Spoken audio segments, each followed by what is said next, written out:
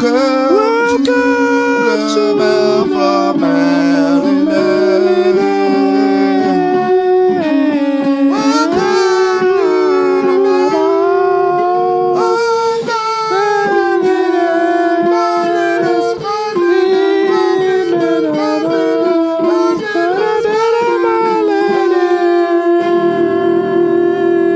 Inside your mouth. Welcome. That was especially high pitched for anyone sitting on the train. Yeah, especially high pitch. So it's my birthday this week. Happy birthday, Nick. Yes, I am 44, which I was wondering if that means that I am now in my mid-40s. Do you have to be 45 to be mid-40s? Or am I still early 40s? I think if it was like a news report and you'd killed a load of people, they would say approaching mid-40s. Oh, I was approaching my mid-40s. Okay, that's not too bad. Yeah, it's a bit longer-winded, but it's just so we're clear. My daughter did a dance show, and I saw my friend Wayne there, and I hadn't seen him for probably the best part of a year, and he was saying that he's like 47 and now he's in his late 40s. He's approaching 50. Yeah, and I never really thought about it in those terms. Never really cared about all that. But now I was thinking, actually, when you're 50, you're knocking on heaven's door. I don't know. I don't think so. Like, technically, if you're halfway across, then you've still got what you've just had. Again, if you live to 100. Yeah, if you live to 100. That's the difference. Like, but my nan's like 97 this year. Yeah, so pick up your nan. That's close to 100. My other grandparents all croaked. Yes, so I had a birthday. I went to Amsterdam and I had space cakes and zoots, to use the young people's vernacular. They love it, don't they, the young'uns? Yeah, and found out that it almost took me back to being like 18 or something again. It really did, and then then I got I obviously overdid it because I didn't know my tolerances. What, taking it took you back to being 18? Yeah. Or just like the whole thing? No, Amsterdam's really lovely. It's like all those old buildings in there, which I quite like, and like there's art and that everywhere, which is cool. But I often thought about when I used to do drugs all the time, and with working with people who have been like drug addicts and things, is that essentially like the minute you start doing drugs, like as in every day, full time, you really don't progress much. So if you're getting stoned all the time, you don't really get a lot achieved. So you don't really progress much. Yeah, that makes sense. And it's almost like you just sit in this bubble for a while. And it took me back to the bubble that I used to be in. Like I went back to the hotel room fairly early because I was too wasted. And like laying there, I could have been laying in my bed when I was 20. Yeah. My wife was there. But I wasn't particularly chatty because I was desperately trying to find something in English to watch on the telly. Yeah. And it was like I could just be 20. And I was thinking, there's a reason why I stopped. But yeah, I get what you mean. But sometimes it's for that, though. Like, I like the idea of being allowed to spend time like laying there and not really doing much. But that was always a nice thing, is watching films, eating loads of junk food and stuff like that. But yeah, to go back to doing it every day is bad times. Yeah, I just wouldn't do it. It just don't really interest me because I just wouldn't get anything done, and then I'd be like kicking myself because I hadn't got anything done. But it was so that was kind of like I went on Sunday and came back late Tuesday, and then that was off the back of us doing our. So anyone who's listening now or who listens to all of them would have heard the podcast that we brought out this week, which was our live one in Colchester last week. Yeah, man, that's a good episode. Which was just an amazing night. I had such a good time. It was just so much fun, and everyone was so lovely. And then afterwards, people coming up who'd never met before, telling us that, saying that it was really good what we were doing, basically talking about our feelings, which is kind of, it's a bit silly, isn't it, really? It's like, what you're doing is really good. It's like, well, yeah, no, well, thank you. Yeah. But in essence, like, we're not doing anything clever, are we? It's interesting. I struggle to, like, not, I don't struggle. It's lovely when people say things, but I do feel a little bit of a fraud sometimes because I feel like it is as simple as we are just talking about our feelings and just being open and honest about it. Yeah. And look at us, not exactly trying very hard. I'm wearing my pajamas. But what was nice was at the end of that episode, we had a couple of people come up, obviously, and say they'd listened. And then our new friend Lee, Yeah, Lee. he was saying, oh, it's so strange, obviously, having to listened to all 45 at the time, 46 episodes. And now he's kind of in the same room as us, talking and listening, kind of thing. And he was saying like it's quite odd. We went to shout out a couple of times because normally if he's running or driving, he'll sort of shout out and say to us like, "What are you talking about?" And he brought us presents as well, which is I started amazing. that book. I got about a quarter of the way through it. I can't wait to read it. Book, which is really good. And my one is actually, I got back home and realised it's been on my list of wanting to buy for a long time. Oh, really? So yeah, I'm well pleased with that. I was pretty taken back by that. Yeah, lovely. And there was there was a younger guy there who came over and said he looked like the singer from Interpol. I was going to tell him, but he came over and just said, "Oh yeah, I really like Pet Needs, and thank you very much, Pet Needs. Yeah, they pretty much helped they made it happen in many ways. Yeah, and obviously Rich and Johnny came along, and Johnny did a couple of songs. He asked Rich to come and do something, but then." I was kind of smirking to myself because Rich didn't do anything. Well, no, what it was is he'd literally transposed that song in a different way, like that day. Yeah. And Rich knows the chord patterns. So I think he was just like looking to Rich for a bit of like a bit of support, really. But I like having them both up there anyway. That's cool. They're just lovely to be around. Yeah, I love them. To be honest, they're really enthusiastic, and they make us enthusiastic. So they're firm friends now, I think. Definitely. And Neil did the old fire pit, which looked amazing. He looked a bit nervous when we asked him to come up because he didn't want to speak, but he didn't have to. It was epic that he was wearing one of our shirts, which is incredible. It's so cool. 3 people. Ellie come along, one of our patrons who's been listening to us since the start. And her sister, it's her birthday today, I believe. Oh, right. Mm-hmm. Happy birthday. What was her name? Lou? Yeah. She looked really familiar as well. But yeah, we'd never met Ellie before, so it was amazing like getting to meet her and chat to her. A couple of my friends came along. Jill came along. It was just brilliant in being able to see what we're up to. Yeah, it's good to see. And my mate Paul Shasha, who, I was talking to him, and I'm sure he won't mind me saying, but he just had ball cancer. So we were talking about that outside as well. And I just find that, when people have been through something extreme like that, I mean, although obviously I didn't have cancer, but my wife having cancer meant that I could understand pretty close to it. Yeah, it gives you like an affiliation. Yeah. So it was really good just chatting with him. And it's just fucking amazing. And Steve and Jez, if you're listening, thank you so much, because they were just absolute diamonds. Jez's song at the end, I find myself humming it now. It's quite, I often wonder we didn't talk about their band enough. They didn't seem to want to particularly, no. But I wanted to kind of ask what they played and that kind of thing. Cause I didn't even get talking about guitars. No, yeah, that's true actually. But no, all in all, pretty nice night out. It was amazing. I was buzzing. It took me an hour and a half to get home. Did you because the A12 was closed and the A13 was closed at one point. And it was a nightmare.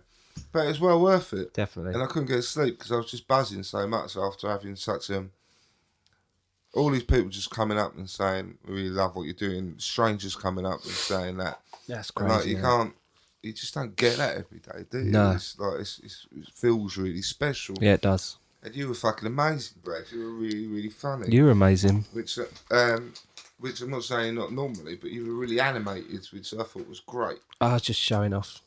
I was aware that I spoke about taking my clothes off a lot. Yeah, you would just be excited. But then you were talking about... Then I was talking about if I'm naked, it makes me feel really sexy. Yeah. So I think we just got stuck in a sexy wormhole. Yeah, that's your nickname sexy for it, isn't it? Wormhole. But yeah, all in all, it's good, man. It's really But I nice. was worried that I'd overly grilled Steve. If you didn't listen to the last one, you're going to have to go back and listen to it because we're kind of dwelling on it a little bit. Yeah. But like one of the guys, Steve, was he was really eloquent with the way he spoke and everything he said. And then my kind of brain, my analytical mind's just going after Jay's saying about when you listen to people, you should really listen and try not to think about what you're going to say next. And I'm like, I can't do that. I was thinking like I'm an advocate for mental health, but I can't do that.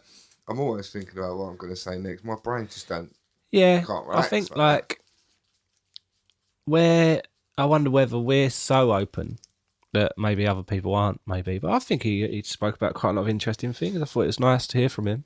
Oh no, I did too. But then I found myself wanting to kind of get to the bottom of it. That's what I was trying to do. So I was almost trying to get into that conversation about, tell me about your parents. Yeah. You know, like I wanted to get to the bottom of it, but I don't think he really wanted to go down that road, No. which is fine, because you were in front of a room full of people. Yeah, of course. It's a pretty good turnout. And in my mind, what I got everything I hoped for out of it because I wanted to know more about the shop and them and how it come about and their customers and stuff. So... yeah, it's good, man. Just generally a really good night. Yeah. We're going to do some more live ones coming up. We've got one coming up in March, but we'll announce that soon enough. We've just got to find out from the place that we're going if they're all right with us kind of publicising it. Hopefully they are. And then if anyone's in London, they can come along. Yeah, I think that'd be good. Being in London... right, a bit of a trot out to Essex or whatever, but London's a bit more central. Yeah, Shoreditch as well. One of the presents my wife got me for my birthday, something that I've always wanted to do, is a flotation tank. Oh, really? Did you do it? No, I've got it, a voucher for it. Oh, the cool. closest place that does it is Shoreditch. Oh, really? And then when I was talking about it today, and I was like, oh shit, that would be so, like, I think. Like, I should have done it before, but now I think it would be really good if we did a podcast straight after. What, go and do a flotation tank and then... come out, do a podcast. Wow. And then like we're properly in that zone. Yeah. And talk about what it's like. That's a really good shout. Just something different to We should do something like that. Or go to a spa or something. Chariots. So it got me thinking about, and I've been thinking about it today anyway. It's just generally about why is how we kind of track back about what are the things that have made us how we are. Mm-hmm. So I mean, there's obvious ones for me. My granddad kind of putting me down from a really young age. My dad, kind of lack of engagement with feeling like he didn't really like me. And all of that made me feel like I wasn't very good. Mm-hmm. So I was just curious, like, how does that work for you? Have you thought about all this? Because your therapy that you had wasn't particularly in depth, was it? It was great for what it was, but what it should have been was the beginning of like another few years, I think, really. But to be fair, as we know, like, is it CBT, like the model, excuse me, I'm well gassy, I'm drinking beer. The model is like 6 weeks and the option to have some more.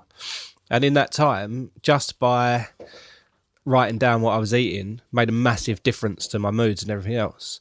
I was on the medication, so that made a massive difference to my mood. So in the arc of that time, according to the NHS, I made a huge improvement, which is correct. But obviously there's still underlying issues that kind of resurface themselves sort of every day. And there's a lot that's gone on. My main thing that I'm looking at the moment is like, and I think there's been a big cause of everything, is the pursuit of happiness and the trying to get the money work situation right. Because I've been reflecting on it today and I've realised that I basically set out just to earn as much money as possible in whatever job I could do. And I saw that as a mark of success. And it's no way to any kind of a success because obviously jobs come and go and everything else. So that can be sort of a big part of it. And yeah, then the obvious things, obviously, dad dying, my son dying, and a few car crashes here and there and everything else. But even with those sort of things, I kind of play them down a little bit because worse happens to other people, and they're quite kind of like, essentially we're all going to die. And I guess I'm still trying to work out how that has kind of modelled and affected everything I do. Certainly, like, made me give a fuck a lot less about a lot of things. Yeah. Once things like that happen, it puts a lot of other stuff in perspective. So what I was curious about was, like, we've talked about a lot of things on it, but for me, there's still some gaps along the way. Mm-hmm. Do you mind if we go into this a little bit? Not at all. I don't mind you going into my gap. Oh, it stinks. Don't. We use wet wipes today. So, when you were, how old? Do you know roughly how old you were when your parents split up? Roughly 9, 10, 11, I think. And why did they split up? Do you mind, like, at any point you can go, right, I don't want to get into this? So as far as I can tell, my dad was working away a lot, and I think that just put strain on the relationship, as far as I know. The 80s are a bit of a sort of crazy time for people, I guess, and everyone's sort of on that pursuit of make as much money as possible and everything else. And I think my dad was on good money, but obviously he got offered more money to work away. So he used to work on a lot of the like submarines and boats for the Navy and stuff, and then eventually worked in... So how long would he be away for? Long periods, like months? Yeah. Oh, well, I don't know, actually. Don't know for sure. He was in Libya the longest time, and I can kind of remember the times he was coming back, so I'd wait at the door for him, and he'd always bring stuff back, like cool little gadgets and things for me to sort of play with and that. So I kind of remember him coming back more than I remember him going, to be honest. Can you remember arguments in that at home? No, not really. I only really remember my dad shouting at me once. My mum did a bit more, but then, to be fair, like a kid and school and everything else, it was no more than anyone else, really. But did your parents ever argue? I don't remember it, but what I'm beginning to realise is my brain seems to have a really good way of sort of shutting down and compartmentalising. Yeah, that causes you pain, so we'll close it away. Yeah, just sort of get rid of it, kind of thing. But I've often sat and kind of thought about it. I find myself being a little bit worried about thinking about it too much in a way, which would indicate that maybe other stuff went on. But I don't think so. I think it was a straight up just sort of separation, really. Can you remember about how you felt? Because so this is me trying to understand you a bit more. Yeah, really. Go for it. Wasn't it difficult when you did split up? Like, you moved out with your mum? Because you said you were living that in was a hard. shed. Yeah, so when my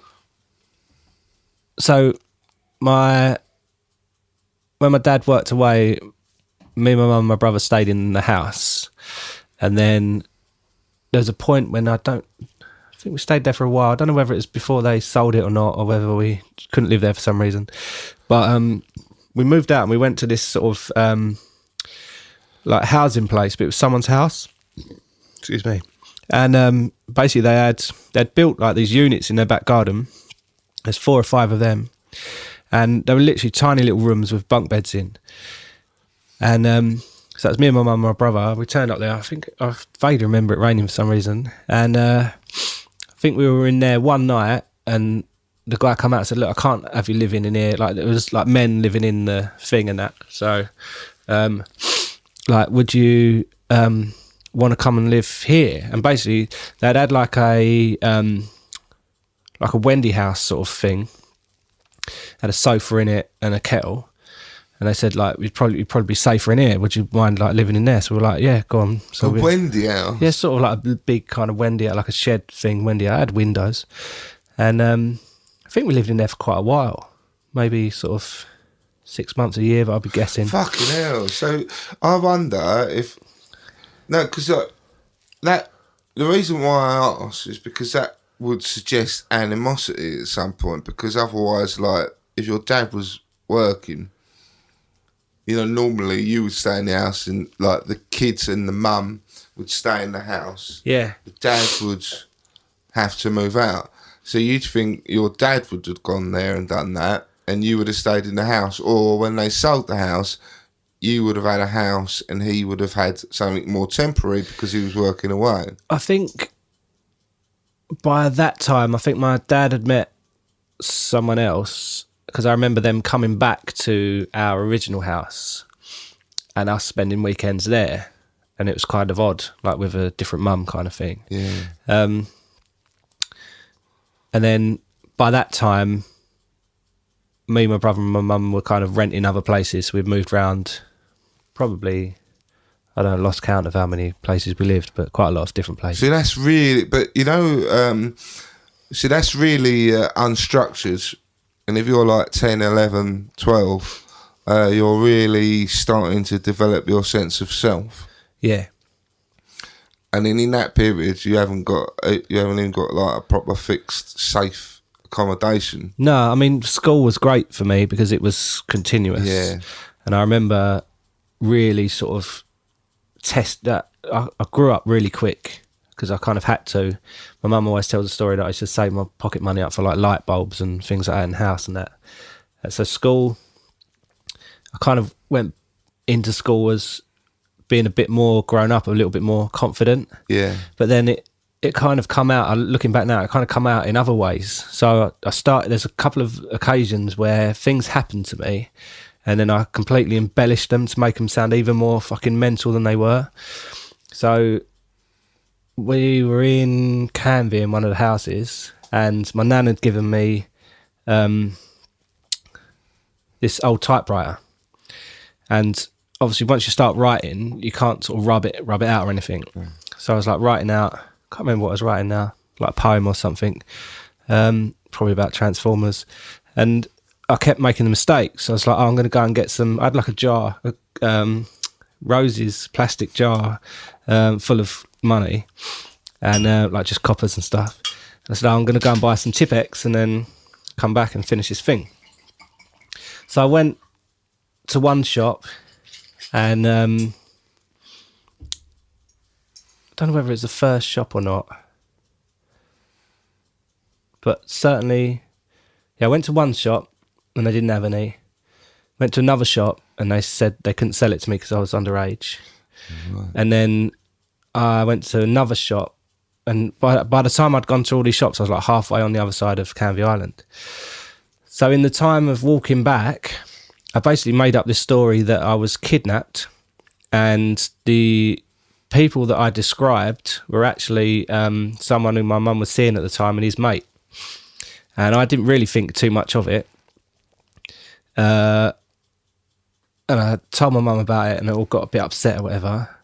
And then I went into school the next day, told a mate of mine, who then basically told the teacher, who then basically told the police. And then I was taken into Canvey police station and apparently they had 2 helicopters going out, all of the squad cars, a lot of my family going out looking for guys who fit this description. But you know, the fact, what's weird is it, well, not weird, but you talk about that and then you talk about like they were people like who were having a relationship with your mum and his mate, which would suggest that you weren't happy.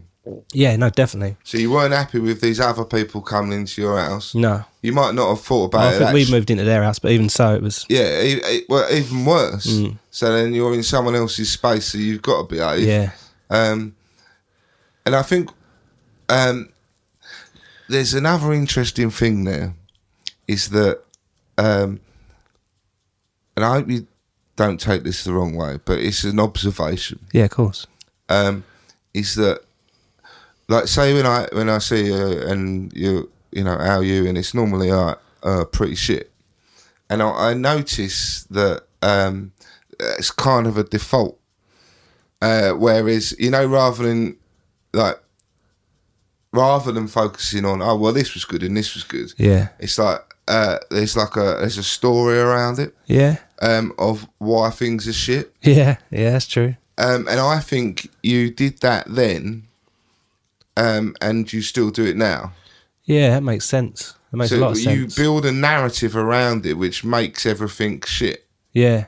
Rather than thinking, like sometimes I'm like, but we're doing these amazing things. Rather than thinking, like, for me now, I focus on the amazing things. Yeah.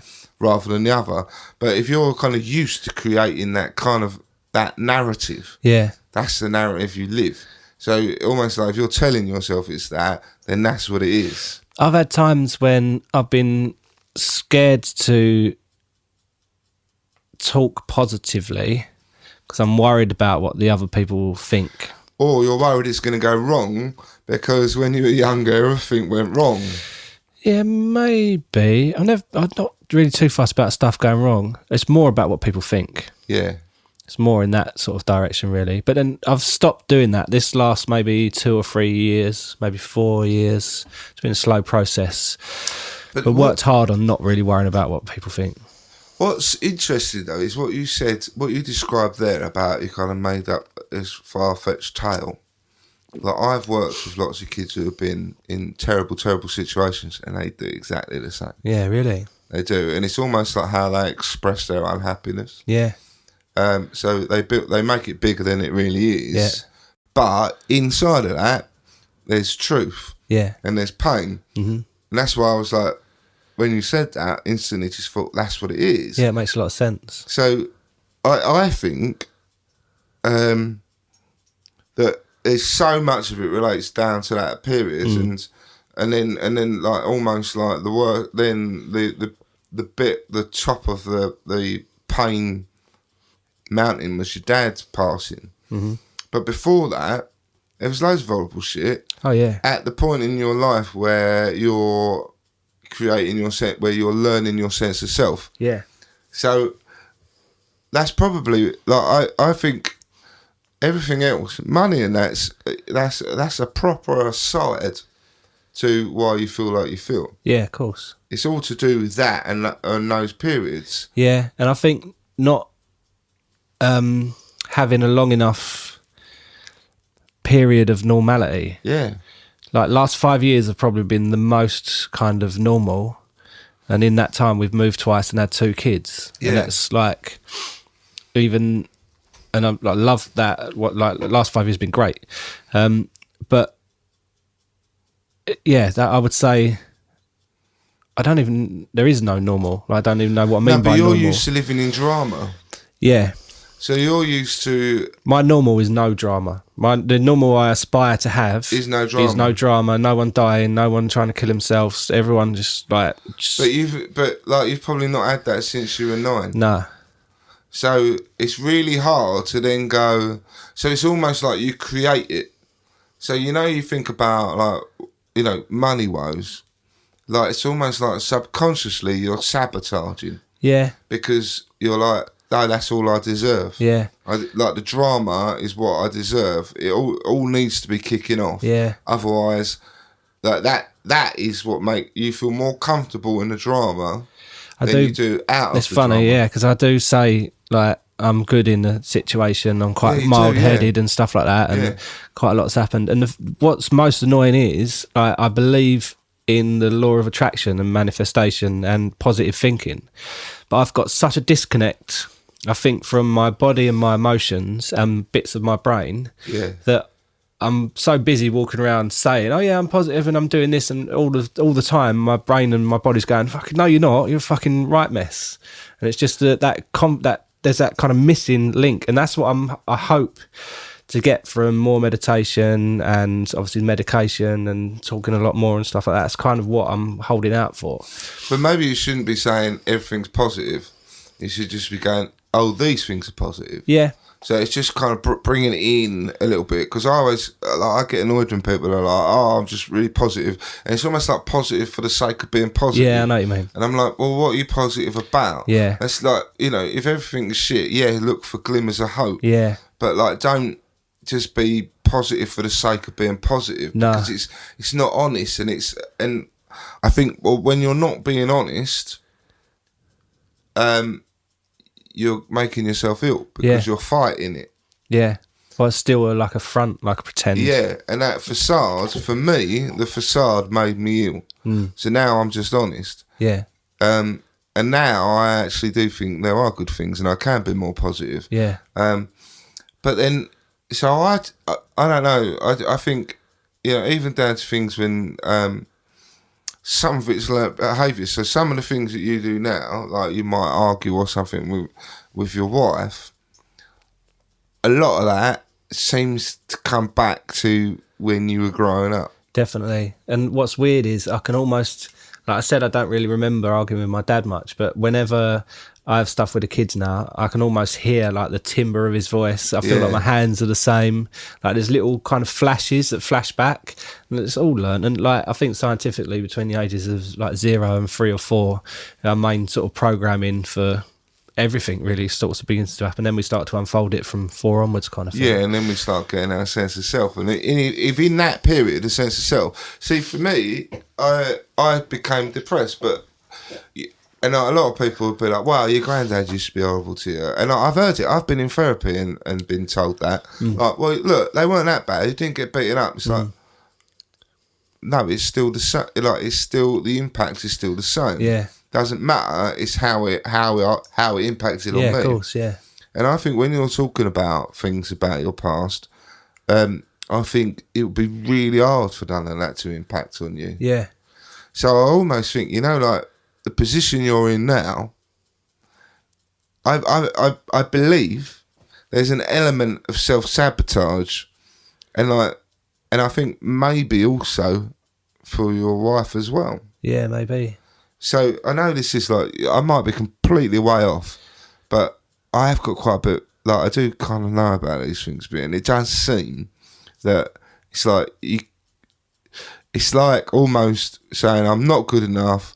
When I was fucking in the Wendy house, that's where I should be. Yeah. So I'm going to fuck everything up. Because if you're in debt and then you keep spending money, it's like, you might as well be putting a needle in you. Yeah, I think. Because you know that it's wrong, but you still do it. And it's like, well, why do you do it? Well, that's a bit black and white, like with the debt stuff. That's the thing, like I know it don't seem like it, but we were really careful. And I'm actually really careful and really, like I work hard and I'm quite picky in the things that I do. So I do still try hard to make things happen. But I think quite often I'm trying hard so much in one direction that I miss all these other opportunities and everything else. I could see that, because you get quite fixated on things. But like that can be amazingly positive. Oh yeah, of course. Like that fixation, it's almost like, my son having autism. If you find out what that thing is, you can fucking channel it. No, but it's just like me just trying to kind of put some things together about you, really, and trying to understand a bit more. And that there's this big kind of void there. Like, you've given me snippets, but in many ways, a lot of things you've done have been similar to me, as in that kind of, I don't feel like I'm worth anything, so I self-sabotage. And I think a lot of things you've done through life have been quite self-sabotaging or self-destructive. I think the scariest even thing... if you haven't really thought of it in those No, terms. the scariest thing on that point is subconsciously I've probably known that I'm self-sabotaging, but I'll justify it in different ways of how other people do it, so I'll do it. Or they're doing it, so I'll do it. Oh, they're doing it, and I want to be as popular. Yeah, that is so self-sabotage. Yeah, but like you are kind of aware. Yeah, but you still do it. You step over that edge. Yeah. I'm better at it now, but I find myself coming out in different ways, like we were saying about the coffee earlier, wanting to smoke and drinking still. Like, I consider myself to have done really well with my drinking. But any time anyone goes, "You want a beer?" I still, yeah, yes please, yeah, no problems. And it just, like, I'm quite lucky. Went out with a few of my old mates for the first time in like 10 years last weekend. It's the first time I've been out for fucking, only me and you go out now, I don't go out anywhere else. And it was lovely, like, catching up with them. But it was straight back into that dynamic. There was like drugs floating around and stuff like that, and it got to a point 11 o'clock where I basically had one beer, and I was like, no, I'm quite happy, I'm going to drive home, because they were staying up to watch the boxing. I said, because I know if I stay for another half hour, another beer, this will happen, that will happen, before you know, I won't go home, and then it'll kick off at home and stuff like that. And it's kind of one of the first times in a long time, probably because I've been away for it so long, I've had the strength. It sounds weird saying strength, it's not that hard, but to be able to say like, to be able to see no, what the conclusion yeah, would be. to be able to go, no, do you know what? I've had a great time. We went out for something to eat. It was lovely. Yeah. We had such a laugh. Like just driving over, let alone, you know what it's like. It's just once you're back in that sort of mindset, so funny. And I was at the point where I was like, no, like if I stop now, it's all been good. Kate was great when I got back, and it's just everything kind of worked out just nice. But I could still feel that kind of, there was still that little element of me. It's like, oh yeah, this and that. But essentially, what was I missing? It was just, it was only going to go wrong from that. That's that moment what I on, do. In many ways, I've been like that for years. I self-sabotage loads, but I guess I always wanted just to get home anyway. Yeah, because I feel safe at home. I always preferred the bit when you were back at home. If you went round other people, that was my favourite bit because you're comfortable. Yeah. It's not scary out, and everyone you know where the toilet is. There's probably a bit of food floating around. You've always seemed to have like enough food and drink, and everyone. But that must have else. been difficult when you were younger, though, if you didn't really have that. I went out and found a family. So that's literally from the age of 13. I sort of was sleeping around people's houses. That's really heartbreaking, isn't it? Yeah, It really is. But so your parents. Sounds like your dad got into a relationship quite quickly then, and then moved into your house. Nah, yeah, it's a lot more. There's a lot more to it than I've kind of let on.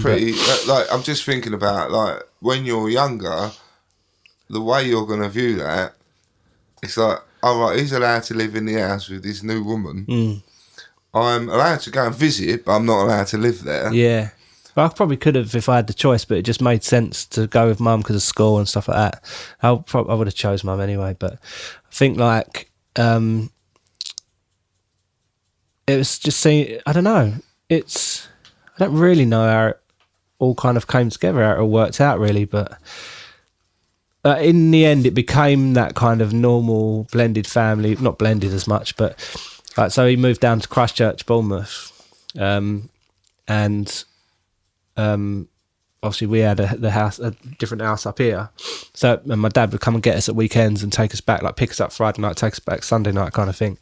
So it become that kind of normal that sounded like quite a nice period though, when you went to see your dad. Yeah, it's great because you did things with him and yeah, like that's properly nice time with your dad. Yeah, like we discovered like the theatre. I mean, I'm quite jealous of that because it was lovely. Yeah. I'd love to have had those kind of times with mine. Yeah, it's quite nice, and he like took us on holidays and things like that. And that's not to give my mum a bad rap, you know. She like worked hard for and like the day-to-day stuff. Well, you in know, fairness, yeah, your mum's raising you, really. Yeah, of course. But yeah, it's kind of like I don't know, like. I can't really see how else it could have been or would have been, really, to be fair. It's difficult thinking back. See, I find it strange because we talk about this now, and I remember when my parents split up and I was like 20. And I remember like my friends at the time, like, they were like, oh, you're all right though, because you're older. Yeah. There really was that kind of, no, but you're older, so it's not going to impact on you. Yeah, funny enough that I've heard that said about Kate's brothers because they were older. Yeah, you're older now, so it don't impact on you. It's just as fucked. It's just as fucked. I mean, it would have been different if I'd have been living away from home and had my own family, like my sisters had maybe. at that point. But I was still living at home. Yeah. And I remember being really, really upset at the time, and I just left university, like chucked in university, came back. And I split up soon after that. Were there arguments or was it quite amicable? No, there wasn't really arguments. My dad never said anything. So, right. But my mum, and as much as I love my mum dearly, she overshared. Right. So that again didn't paint my dad in a particularly good picture, and she'd said that they were probably going to split up, and don't worry, I can live with her. And then I couldn't live with her, and I stayed with my dad. Oh wow, I didn't know that. And actually, like, in fairness, that really fucking hurt me. It took me a long time to get my head around that really, but yeah, it did hurt me because I didn't have. I thought I'd have that safety net, but I didn't. Yeah. And then I lived with my dad, and it was awful for a while because he was just really, really upset. It was a mess for months and months and months. Yeah, of course. Just really upset, and I just went, I'm gonna drink all the fucking time. I'm gonna get fucking stoned, and I'll do whatever's in my hands. Did your dad drink and everything at the time No, as well? not really. No. Oh no. My dad's never been a particularly heavy drinker, nor was my mum. But I was already quite a heavy drinker at that point anyway, so it was like, well, there's my excuse. Yeah. You know, like you say, well, everyone else is doing it. Well, if your parents split, I've got every right to fucking get wankered. Yeah. And Comes then, like your label kind of thing. Yeah, you there's your license, go for it. Mm. And but I remember, like, I really, really kind of was there for my dad, and it was just me and him. Initially in the big family house. Leaving the family house was really painful because I grew up there. I'd lived there since I could remember, like 2. Yeah, I wonder if like that was prolonged, like when there's like a big split up and a walkout, whatever, you deal with the breakup and the house and everything else. It must have been, I suppose it's the same as my situation, I guess. Yeah, we were there for about a year. Yeah, so we had to, I remember that. That's just, I hadn't given that any thought up until now. It was exactly the same. We went through the whole thing and then all of a sudden it was like, oh, we're selling the house. Yeah. And it was weird because I was still within reach of it. Yeah. God, it's got me a bit. I'd completely forgotten about that. I know, it's painful, isn't it? Yeah. Because like the house was like, oh, this is me. Yes, your identity. You know? And like I thought I'd have kids and I'd bring them round here and we'd have Christmas here, like I had Christmas here. You know, like this was the house is my parents. Yeah, you it's know? another member of the family. Yeah. So then my dad was like, we're gonna have to sell the house. And then my dad was going like, we might have to move away to somewhere cheaper. And I'm shitting myself because basically my best friend Stuart lives down the road. Yeah. Everyone lives around here and I can cycle to work. Yeah. And I've always had a thing about I don't like public transport. Yeah. So I was shitting myself. But then, and I think partly for me, we got a house which was just down the road in the end. And, but I hated leaving the house. Like, it was like I weren't going to pack up till the last minute. It was fucking horrible. And then we moved to the other house. And my dad just became like a mate for a year or so. I suppose because he was leaving behind a lot of identity and you were kind of starting a new thing together kind of thing. Yeah, he just kind of came into his own. He's like, I'm single. And he enjoyed being single. And because he was enjoying being single, and I was like, didn't sleep till 4 o'clock in the morning and that. So, like, he'd come home really late and we'd sit and chat. Yeah. And, like, we just smoked fags all day long. You know, like, he started smoking fags again. Yeah. And we just hung out. Yeah. And it was really nice. That made it so much more painful when he finally said, you got, like, get out. Because it's like, hold on. Like, we've been through all of this together the last 2-3 years of, like, anguish and pain. We've both been fucked out. Like, we've both been ditched. Yeah. You know, like, I felt just as ditched as he did. Yeah. You know, like, the person, like, my mum, obviously I stay in touch with her, but I felt ditched. Yeah. And we've moved together and we're looking out for each other. Like, we did. I remember once we got fleas in the house and me and my dad was, like, opening up the whole house and, like, we were, like, Getting in stuck there together. It was a real special time. And he'd have a party, invite his singles club over. Yeah. And I'd be like, I hang out with you guys. Yeah. And it was really lovely. And then when he said he'd got to go, but in between... What, he said what he said you had to go? Yeah. Right, okay. But in between that, I remember he did have a girlfriend and she lived in Kent. She used to come over and stay over. And she was really creepy. And he'd go to bed and she'd chain smoked and she'd sit up and smoke. And I used to sit in the living room because I could watch Scott. Yeah. And she used to just talk to me about how they were going to move away and how, I hope your record deal comes through with Japan because we were being tattered by a Japanese record company at the time. And then, like, you'll be all right. And then we'll go to Kent and, you know, like, you can fuck off kind of thing. So it was like, yeah, my dad probably don't know. Must have been weird, like, obviously, you're filling gaps for me now. So, like, attributing a lot of stuff from, like, young childhood to your dad. And then it almost seems like there might have been a little bit of, like, a ship, like an olive branch kind of thing. Yeah, we like suddenly became close. Like if you'd have carried on like that for 5 years, 10 years, or like if it had like a natural progression, other stuff might have been spoken about or forgiven and stuff like that. Yeah, you know, at that point, all was forgiven. Oh, lovely. It really was. Like, we were, like, I was like, Dad, can I paint on my walls? And he'd go, yeah. Brilliant. Like, my dad was just really cool. Yeah. And that's why it was so much painful because what happened when he said you've got to go, basically, I was mentally ill, so I was drinking all the time. I'd work, and I'd get home from work about 10:30, 11, and I'd drink till the early hours of the morning, and I didn't contribute to the bills. I was only earning, like, in fairness, like I was earning £75 to £100 a week. So I didn't have a lot of money anyway, but it paid for my alcohol, which was a daily need. Yeah. And I was ill. And so I was eating food, but not much, because I was working in the kitchen, so I ate at work, because I knew I didn't want to take the piss at home. Yeah. Anyway, he decided that I was taking the piss and told me I got to go on Millennium Eve. I'll never forget.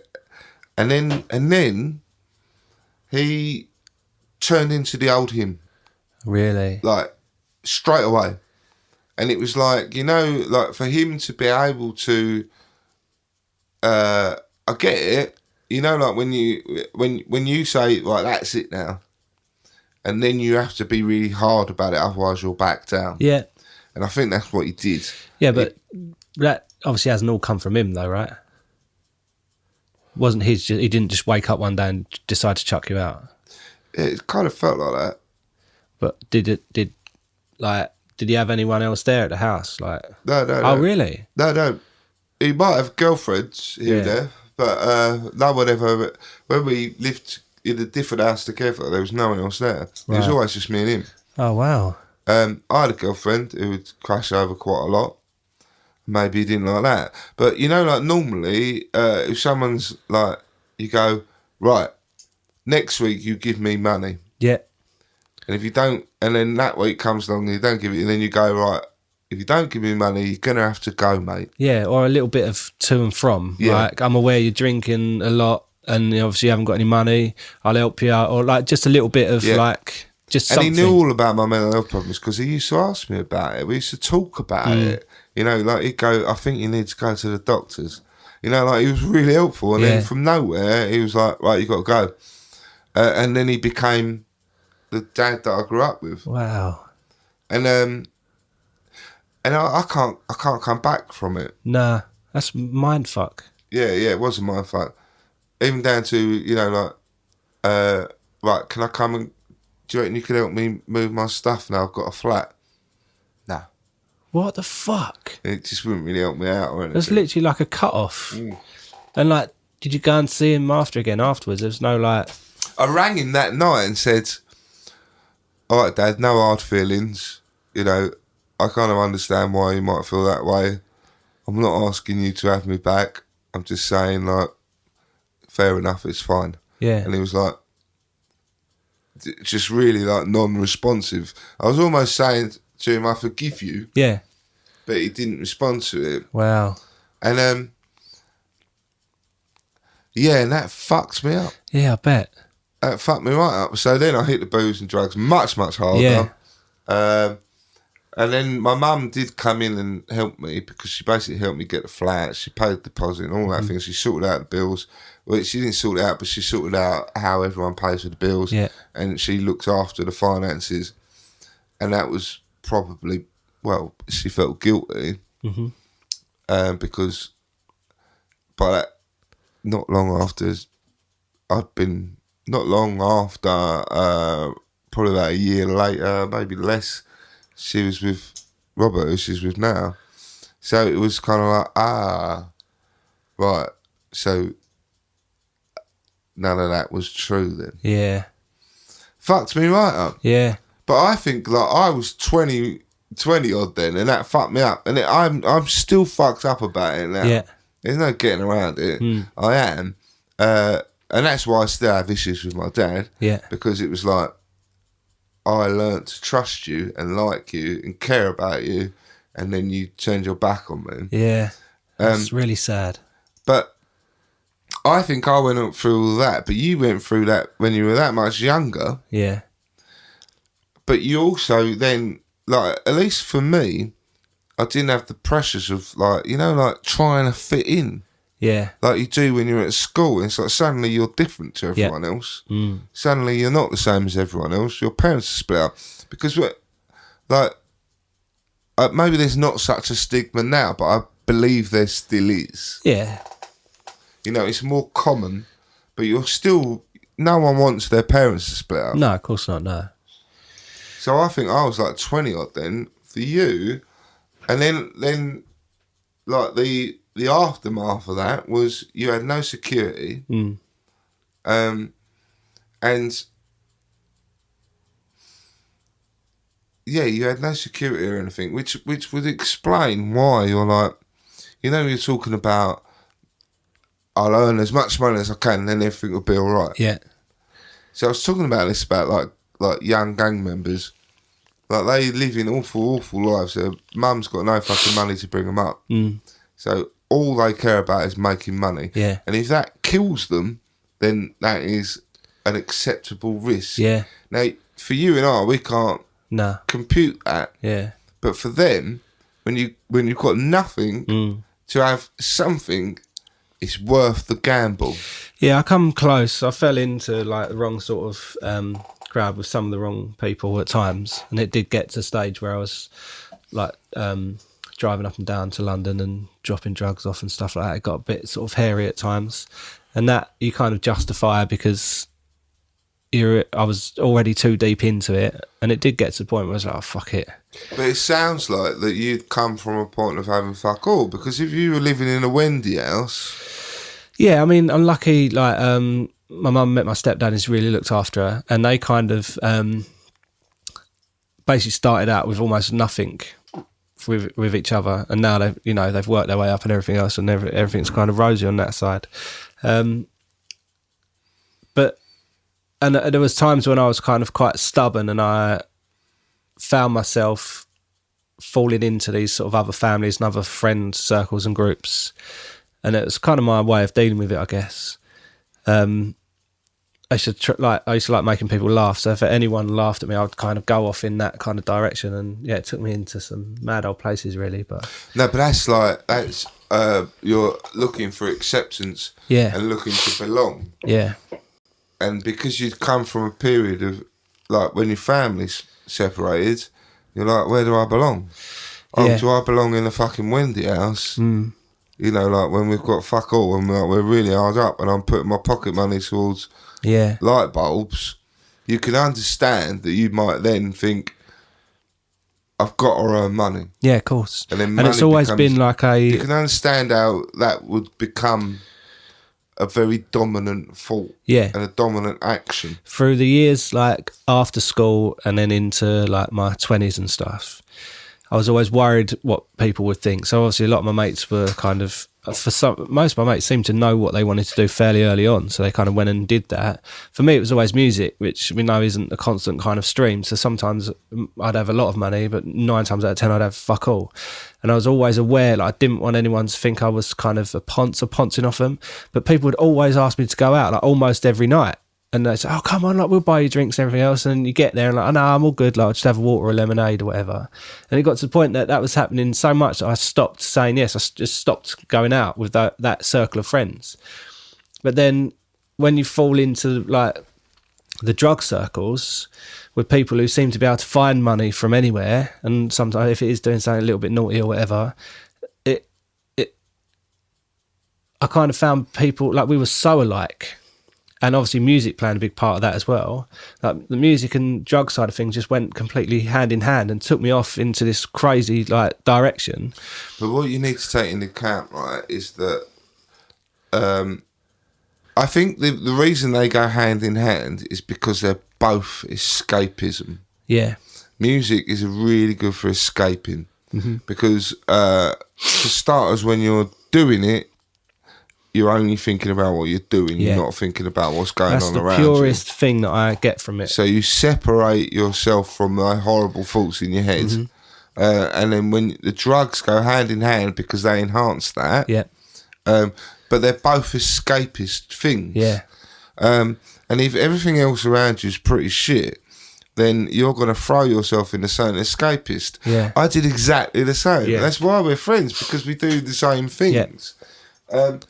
So I think like you need to bank them together, and that escaping from basically all the shit and horrible stuff that's happened to you because of nothing that was your fault. Yeah. That's what's been kind of weird in this like later point of life is I've probably been, well, so much more stuff has come to the surface. And I've had more opportunities where drink and drugs would play such a big part in it, but I found myself not turning towards that. And I think maybe it's because I'm facing up and dealing with a lot more stuff rather than turning away from it. And like I think we mentioned it in the last podcast, but once you start thinking as deeply as we do, the floodgates kind of open, and then everything kind of comes out. And I think I'm just in that kind of whirlwind of processing all sorts of stuff. I think you kind of start to recognise that. Like for me, I recognise that actually I don't want to go down that path. Nah. Like, you know, maybe I'll have a drink, but I know that there has to be a cut off. Yeah, I have times when Otherwise sometimes I'll return to old behaviour, and it's taken me a long time to beat out a lot of that old behaviour. Yeah, sometimes I start drinking and I feel myself thinking I could literally go from here to Tramp in like just literally fuck everything off, like drink, drug, and just not worry about where I'm living or sleeping, like completely go all in like the other way. And it's weird because it doesn't, obviously not seeing the wife and kids and not having the house and everything does scare me to a degree, but it doesn't, I feel like it doesn't scare me as much as it should. Yeah. But then to be fair, I've slept rough for a little while and it's fucking horrible. And until you actually stand outside for a long period of time and that sort of cold sets in, you haven't got a choice. Yeah, then you start thinking, oh no, actually I've been a massive prick, I should probably fucking go home. And that's what's sad, is so many people haven't got homes they can go back to, or situations they feel like they can't get back into, and that's obviously another conversation for a different day. But then again, you talk about that, and then the result, basically, if you think like, yeah, your parents split up, and then at some point after that, you were sleeping homeless. Yeah. I wouldn't call it homeless, because out of stubbornness I was not going home. I know, but then but like most people would have gone, oh, fuck this, I'm just going to go home and fucking, and just suck it up. Yeah. But there's something was going on that pushed you over the edge. Yeah. To the point that you were like, no, I'm not, I'm going to stick it out. No, I think like a natural kind of stubbornness. I'd exhausted, like, so basically I was telling family that I was sleeping on friends' sofas and friends I was sleeping on families. Why? Back home. Because I didn't really want to bring it to their attention too much, or bring it to their doorstep. The fact that I probably wanted to deal with a lot of stuff, but I probably didn't really want to. I was probably running away at that point, quite a bit. And running away from what, though, obviously all of the like family stuff, the splitting up stuff, the house stuff, and at school as well, being as on and off as it was, and friendships and things, relationships.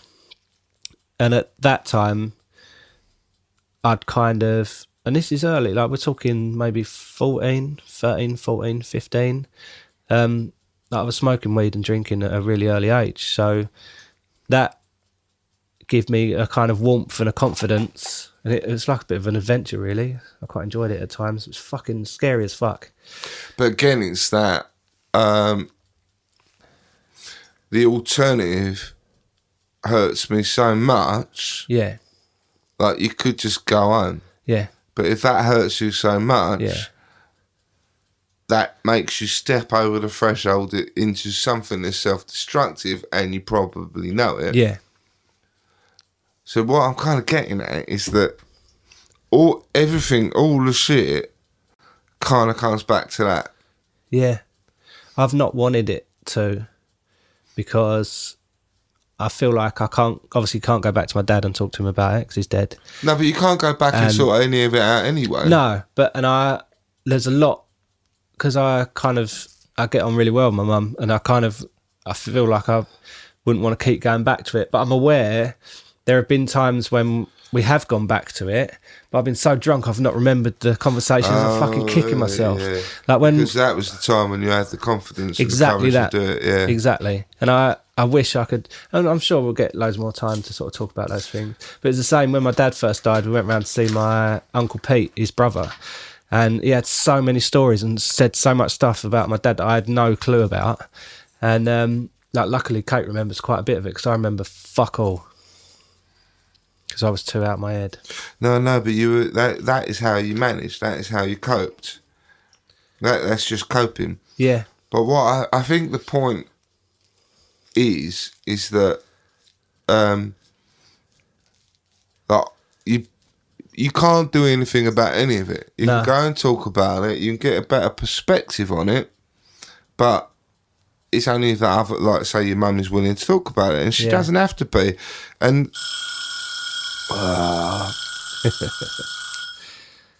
but I think the point is that if you go back and talk about it, it's not going to change anything. No.